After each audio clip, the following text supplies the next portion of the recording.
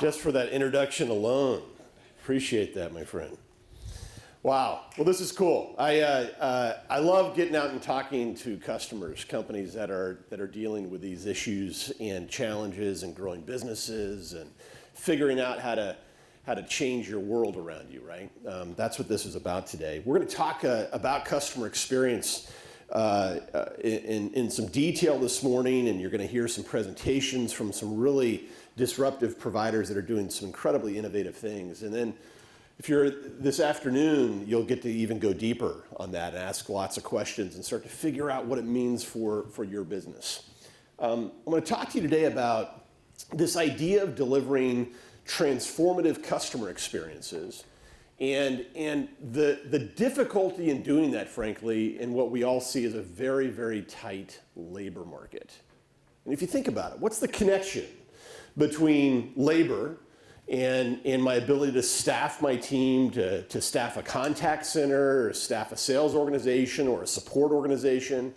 What's the connection between staffing those people, those teams, and customer experience? And in the tie-in, there's some obvious connections there. If I don't have enough people to answer enough calls, my customer experience suffers. But what's reality now is that we know that companies can no longer, in today's world, hire their way out of problems anymore. Am I right about that? If you're a business, regardless of what kind of business you are, you're very likely struggling with significant staffing shortages right now, especially frontline hourly workers that are customer-facing roles or patient-facing roles, or whatever they're doing in working with your clients every single day. If you don't have enough of those, you have serious problems. And the reality is you simply can't hire those people anymore, not easily. So we talk about customer experience because there's the disconnect. If I can't hire my way out of problems, what do I do about creating these amazing customer experiences? Why does CX matter so much? Why does it matter so much? If you look at what's at stake, it's a big deal. Right now we know that CX, great CX, translates into higher profits. It actually puts more value in there for shareholders. We know that companies that are leaders in customer experience have 3 times better return on their stock than companies that are considered laggards in customer experience.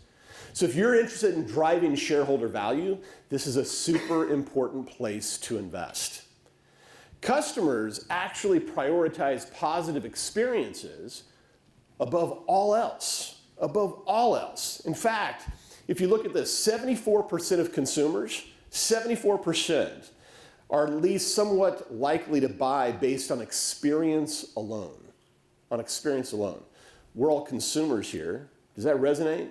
Do you buy based on experience, right? Absolutely, right? CX actually drives over 2/3 of customer loyalty. Get that. 2/3, more than brand and price combined. Who here is willing to pay a premium price for a better experience? Every hand, every hand. I saw a couple hands not go up. If you like a really painful experience, give me a painful experience and I'll buy. No, we all want a simple, frictionless experience.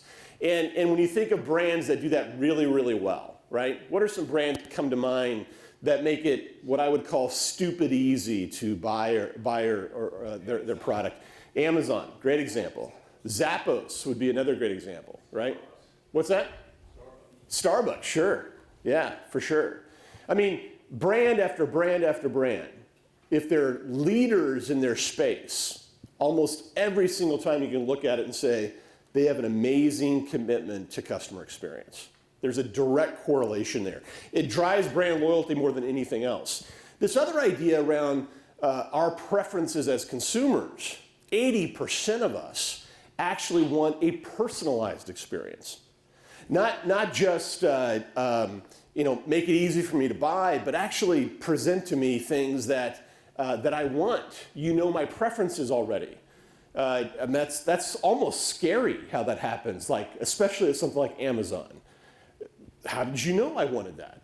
Why are you putting that in front of me right now? That's crazy, right? And they've made it really, really easy. I was telling them yesterday, I was on a mobile device and I saw a Facebook ad, and it was for a kayak, and it's this really cool foldable kayak. And I hit a button and I spent $2,000 on a foldable kayak, right? That's how easy these things become. That's how easy these things become. But that's a really important way of how companies are figuring out, I have to personalize experiences. You know, if you look back at my search history, I actually looked at kayaks over the past couple of weeks, right?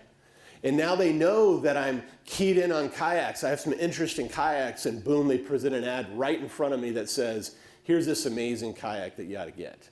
And I bit hard. How weak is that? All right. So what's at stake? You know, the stakes are really, really high, and companies are feeling immense pressure to get this right. Leaders are feeling immense pressure to get this right. Get this, $35 billion a year are lost by US businesses because of churn, customer churn caused by poor customer experience. $35 billion. $98 billion a year is left on the table for companies who fail to provide simple, frictionless experiences for their customers. $98 billion. 83% of executives, 83% feel that unimproved customer experience presents them with considerable risk to revenue and market share. 83%, 86% of professionals that are engaged in or leading customer experience efforts in their businesses, they expect to compete based on customer experience. Guys, winning brands are figuring out that customer experience is the new battleground. It's the new battleground. And that's how brands are beginning to differentiate. That's how they're beginning to differentiate. And if you're not differentiating around customer experience, you're already losing ground. Because your competition is. Your competition is. In fact, I'd encourage you, as you know who your competition is. You know who you battle against every single day in the marketplace. What are they doing to attract and retain customers? Maybe this. How are they leveraging technology to do that more effectively? It's a really important question, but it's not easy. Let me give you some examples. I want to talk about 3 very real companies that have some really big challenges, and maybe some of this will resonate with you. The first is a national propane distribution company. Get this. They have very limited call containment strategies today. What that means is that when calls come in from consumers of theirs that say, hey, I need to refill a propane tank, or there's a nor'easter coming through and I need to make sure I've got enough propane to get through, whatever it might be. There's a seasonal issue that spikes. What am I talking? I'm from California. I don't know anything about nor'easters, but they get a bunch of calls that come through, right? 100% of the calls that are answered, that get into their contact center, have to be answered by a live body, which, by the way, is the most expensive way to handle a call. The most expensive way for you to support a customer is with a live person, right? And maybe you prefer that. I actually prefer in many cases to deal with a live person, because the containment strategies, the strategies that companies have deployed to try to solve my problem through maybe automation or through deflecting me to a menu of things I can choose from, more often than not, it just pisses me off. It doesn't help me. I call that automation gone wrong. Am I right about that? Right? Anybody here? Is Comcast in the room, by the way? Are they? No? My gosh. All right, enough said. So this particular company has very limited capacity around containing calls before they get to a live agent. That means 100% of those calls have to be answered by people. Why is that a problem? Because they can't fully staff their contact center. They can't. They simply can't put enough butts in seats to answer all the calls that they're getting. And that results in a really, really poor customer experience for their clients. Also, get this, the agent attrition in their contact center. The agent attrition is over 40%. Out of 100 agents, 40 of them are quitting this year. 40. It is not uncommon for us to work with customers who have triple-digit attrition rates. Triple-digit. I turn over my entire contact center staff every single year. How expensive is that for your business, right? How expensive? In this particular case, these guys take 8 weeks to ramp up a new agent. I hire somebody new, it's 8 weeks before they get to productivity. You can imagine how painful that is. And if I'm turning over 40%, I have 300 agents at this company, 40% of them are turning over every year. Do the math on that. It's incredibly expensive, incredibly painful, and it's resulting in really bad customer experience for their clients. Here's another one, a regional healthcare provider. A couple interesting notes about this. They do a proactive outbound calling campaign for preventative care. Preventative care. That means that, you know, if I want to, I'll call this guy here because I want you to come in for a preventative appointment because it's a lot cheaper for me to provide care for you that way than if you don't come in and 6 months later you have a heart attack, right? In fact, insurance companies are incentivizing healthcare organizations like this to schedule preventative care appointments. They incentivize them, they give them bonuses. So if I get you in for a preventative care appointment, I get bonus as a company. They do that today, but they actually can't staff for it. They don't have enough people to make those calls every day, and the direct result of that is not only is preventative care not happen, but I'm also losing a tremendous amount of revenue. They also have an inbound scheduling center. In this inbound scheduling center, I call up to say, hey, I need an appointment with my doctor, or I need a referral to an orthopedic, or I need to refill a prescription. Get this, out of all the calls they get in today, they have a greater than 65% abandonment rate. 65%. I get 100 calls, 65 of those calls hang up before they ever get to an agent because they're so darn frustrated waiting on hold. That's alarming, right? How do you provide great customer experience if you have that kind of abandonment rate? Think of the employee experience, the poor agent that's taking that phone call, you know, right? I mean, the lucky customer that actually gets through to them live, that poor agent, every single call they get, the customer's already frustrated before they ever pick up the phone. What a thankless job. Maybe that's why companies have such high churn rates. There's a direct correlation there between employee experience and being able to do your job. And if you can't do your job, you get really, really frustrated. And before you know it, you're looking for a different job. Guys, National Title and Appraisal Company. Get this. They get thousands of inbound emails every single day of appraisers out in the field checking status on a job, on an order, on an appraisal that they've been assigned to do. Thousands of emails.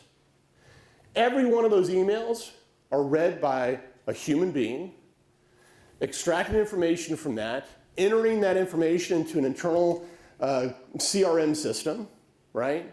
And tracking that information. And it's 100% manual. They can't staff for that today. Emails are going unchecked. Appraisers out in the field that are contractors are highly frustrated. It's a completely manual process. They also are getting 2,000 plus outbound calls a day that they're making to check status on appraisals, and they can't staff for that effort either. So appraisals are being missed. Appointments aren't happening. The end customer is frustrated because I'm trying to close on a mortgage and my appraisal appointment didn't happen. You can see how all that directly impacts customer experience.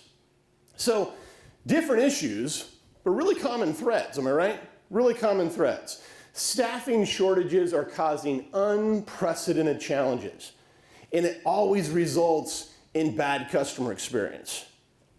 And frankly, bad customer experience results in loss of revenue. and loss of revenue. There's a disconnect also between consumer preferences and companies' capacities and abilities to meet them where they're at. We know that 73% of e-commerce now is actually done on this, a mobile device. 73%. All of us buy stuff. I give my embarrassing example. Who else? Anybody else have one? Did you buy something ridiculous on your phone recently? Anybody? Nobody. Nobody wants to admit it. But 73% are happening right here. What's also interesting is that 12% of consumers say it's actually more convenient to do this. Do the math on that. What is that? 88% are saying it's more convenient to go to my desktop, my laptop, to get online on a web browser and do that transaction there versus on the mobile device. Every one of us want to be able to transact on this, and most companies haven't figured it out yet. So there's this big gap between the preferences of a consumer and the ability for a company to deliver on that. This idea that too many interactions, too many steps, too many processes are completely manual in our businesses. Think of the repetitive tasks that you have in your company today, whether it be onboarding of employees or offboarding of employees, whether it be in IT where you're bringing in a new employee and giving them access to all the systems. And how about password resets? That's a fun one, right? Every Monday morning, I get this big spike of password reset requests. You're laughing. This is good. This hits home, doesn't it? It hits home. I can't remember a password I set 2 minutes ago. So that happens, right? All this stuff that is completely manual. And then if you combine all that with this fact that the old way of scaling teams to keep pace with growth, it no longer works. Like I said earlier, you can no longer hire your way out of problems. So there's got to be a better way. What do? You have to leverage technology to grow, to compete, and to win. You have to. If you don't, you're falling behind. So companies are figuring this out, that the money I used to spend on pure labor dollars, just by hiring more people, and that's always been my model, I'm now redirecting much of those dollars into technology spend that allows for me to operate more efficiently, to provide a better customer experience, to be able to grow larger without having to grow staff, because I can't grow staff anymore. It means that regardless of what company you are, regardless of what industry you're in, you're a technology company. You're a lumber company. You're a technology company. You're a healthcare provider. You're a technology company. You're a bank. You're a manufacturer. You're a trucking company, a shipping company. Doesn't matter. You got to think like a technology company. Mike mentioned my restaurant. I was telling him yesterday, I had a really good friend that told me is a great way to make a lot of money and work very little. Really, former friend, actually, former friend. I've always loved to cook, and we always had this dream of opening a restaurant, and we did it. I still drink heavily, so it's an amazing business. It's a lot of fun. It's a passion project, right? As you can imagine. But we opened the restaurant in 2018 in the middle of Sonoma County. 1 week before we got our building permit to remodel our restaurant, the fires in Sonoma County happened. And it destroyed 7,000 structures, right? 80 homes around our restaurant all burned. The restaurant itself, unfortunately, did not burn. But we, so through fires and power outages, and then, hey, let's throw in a global pandemic to just make it really interesting, right? It's been a heck of a journey. We had to figure out when COVID hit that we had to reimagine our business, as you can imagine, right? We had to think about how do we leverage technology as a restaurant to reimagine how we provide service to our customers our takeout business was a lifesaver for us. We had to get really good at that. We had to make it really easy for customers. A lot of restaurants struggled with that. They made the ordering process really complicated and kind of old school, and it was very difficult for people to transact. Who here orders like Uber Eats or Postmates or something, right? I mean, stupid easy. This is what they've done. As an independent restaurant, we had to figure that out. We had to leverage technology to do that. And if you look at a restaurant, we differentiate around quality of food, but even more, quality of experience. And so we train our staff, right? We train them on how to provide this great experience in a restaurant and really take care of the needs of a customer in the restaurant. How do you do that when your customers aren't in the restaurant? How do you provide amazing customer experience in a digital world? In a digital world. It's easy if I'm sitting across from you to provide a level of service, right? If you come into my restaurant to make sure that you get greeted and you have water on your table and a server's explaining the menu and the food comes out on time and it's hot and fresh and good and you feel like you're at home, you're very welcomed. Those are great experiences and memories to create for customers. How do you do that in a digital world? It's really hard. It's really, really hard. In fact, I have to leverage technology to continue to provide great customer experiences, and I have to do it in order to scale my company. If I plan on continuing to grow, then I've got to get really, really good at providing great customer experience without necessarily having to hire staff continuously. In fact, if I want to attract more customers, typically this idea is that I have to grow operations directly in parallel with my customer growth. Directly in parallel. And that's not practical anymore. So I instead have to leverage technology and become kind of a technology-driven operation in order to achieve that scale. So where do I start? Where do I start? We like to think of this in terms of a systems view of the CX journey, a systems view. So what do we mean by that? If you think about a customer journey, somebody that's interfacing with your brand, where does that typical experience begin? Where's step one of that journey in today's world? What would you guess? What's that? Marketing, sales, a phone call? Social? Guys, we look at the very first place in today's economy that they start their journey with your brand is in digital.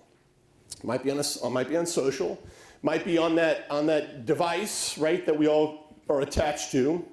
It may be going to your website. It's some digital interaction.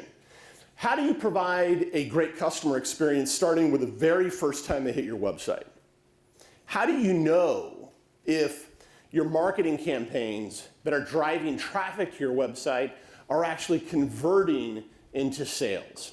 How do you know that the journey of where they clicked on this page or that ad or that blog or that product page, where did it go to next? We look at technologies in that category to help on conversion rates, to help on things like attributing results to my ad spend. That's a really important piece. But then let's go to the next step. The next step is it's going to escalate into some touch with you. They're going to send you an email. They're going to call you on the phone. They're going to chat with you on a bot that's on your website, right? They're going to text you maybe, or maybe they go to social media and they make some comment to you on Instagram. Something like that. It's going to escalate to a live touch. Now we start to look at things like automation and containment strategies. If I know that the most expensive way to handle that touch is with a live body, is there a better way to do that through automation? And not automation gone wrong, but automation done right. With highly intelligent automation that can actually resolve customer issues, that can leave them highly satisfied, that I can delight customers with automation. You're going to see examples of that today. So it's a really big part. But even beyond that, now I didn't get my issue resolved. I still need to talk to a live person.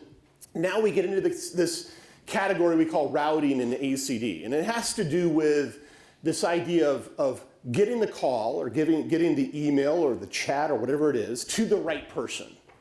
The automatic call distribution, those systems. We call this the plumbing, right? The plumbing. And the plumbing, if you've ever had bad plumbing, you know how important plumbing is, right?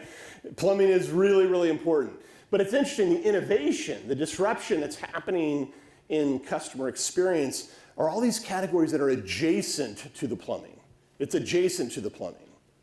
So then we get to a live agent, and I get on the phone with somebody, right? And they're talking to me now. How do I give my agents tools and resources that make their job easier?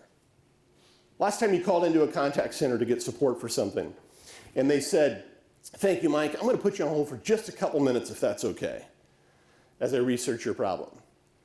What are they doing? I put them on hold, and now I'm accessing this system, and this system, and this system, and I'm doing this research, and I'm going here, and I'm going there. Did you know that on average, agents are accessing 7+ systems on a single interaction with a customer? 7+ systems. That's why I put you on hold, right?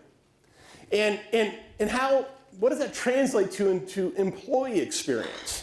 When we think about this category, we're thinking about automation around, imagine having an intelligent bot that is providing real-time advice to the agent on what to say next. Real-time advice. Say that, based on what your customer just asked, say this.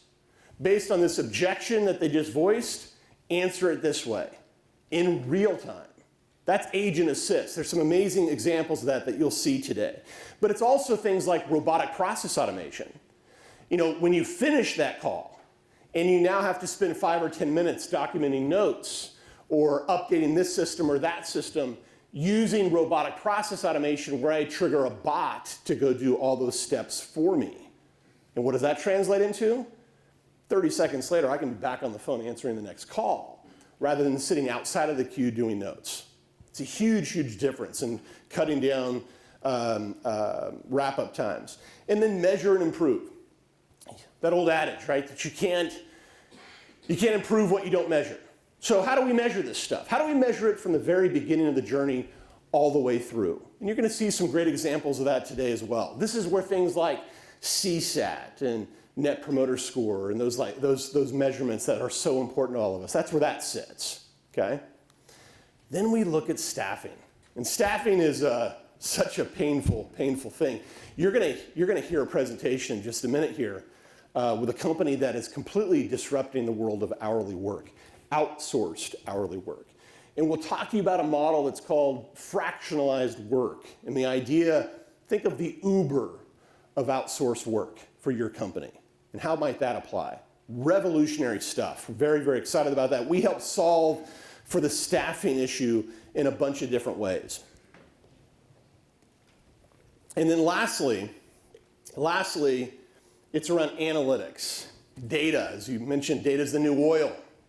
What can I present to a leadership team about a sea of data and then turn that data into actionable things? How can that data help inform my decisions better as a leader?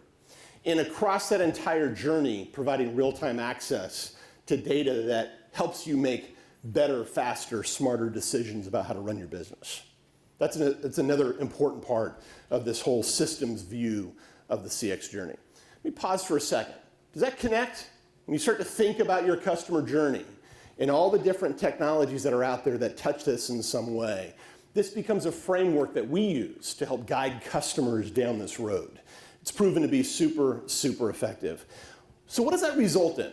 What does that result in? Let's go back to our 3 companies that I talked about earlier, okay?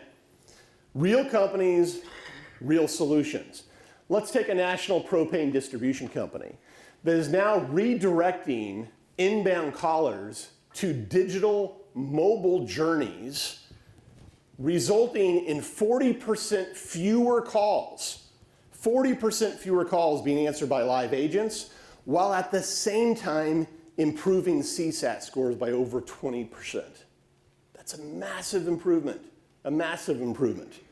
This same company is now also deploying an AI-driven agent assist bot to coach their agents, right, in real time, resulting in a 50% reduction in training time for their new agents. Cutting the training time, the ramp-up time for new agents in half, it results in over $165,000 in savings a year, okay? A regional healthcare provider, now leveraging a fractionalized workforce to do, for handling all their inbound scheduling calls, taking their abandonment rate, which was 65%, to less than 20% in the same budget allocation that they had previously, using a fractionalized work model to accomplish that.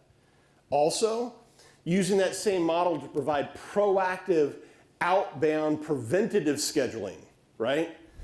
That's resulted in over $1 million increase in revenue for the organization every single year. Give 2 seconds on that nonprofit organization. Yeah. Yeah, great example. This company, local company to you guys, they're budgeted for 12 agents in their scheduling center, 12. Today they have 6 bodies, 6 people answering those calls because they can't hire anymore. They cannot find people. They have agents that churn out all the time. Last week, CEO of the company was telling me, I had 2 people call out sick today. We had to handle our entire scheduling load today with 4 people, right? Incredibly painful.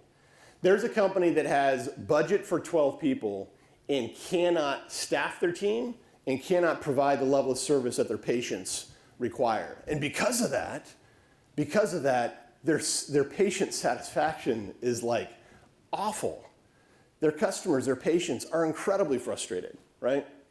So now we're talking about leveraging technology to transform that business, to get this company that is a nonprofit organization back to their core mission of providing services, rather than having to figure out, how do I handle all this on my own, right?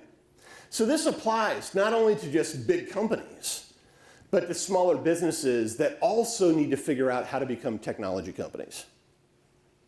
A national title and appraisal company.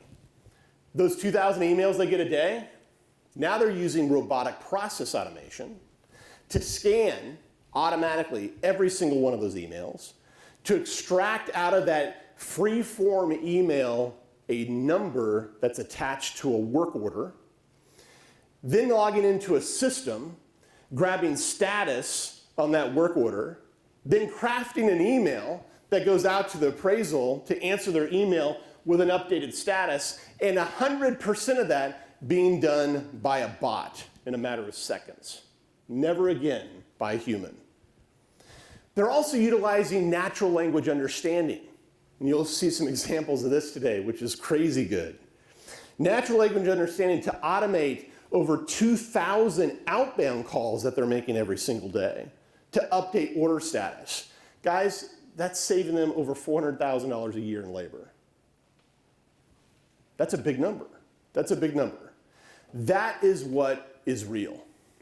You're going to hear some examples of that today, some demonstrations and some use cases, some real-life case studies of how companies are leveraging this technology to drive exactly this kind of outcome. It's really important you're here today, because this kind of stuff can be transformative for your businesses. I can't wait to engage in conversations with you throughout the day as we go deeper on this stuff. But be thinking about, that's a really interesting technology. So what? What does it mean for my business? How can it help solve my problems? How can it help me make more money? How can it help me cut costs? How can it help me solve my staffing issues? There's answers to all those questions in this room today. Can't wait to see how you respond to it. Thanks for your time.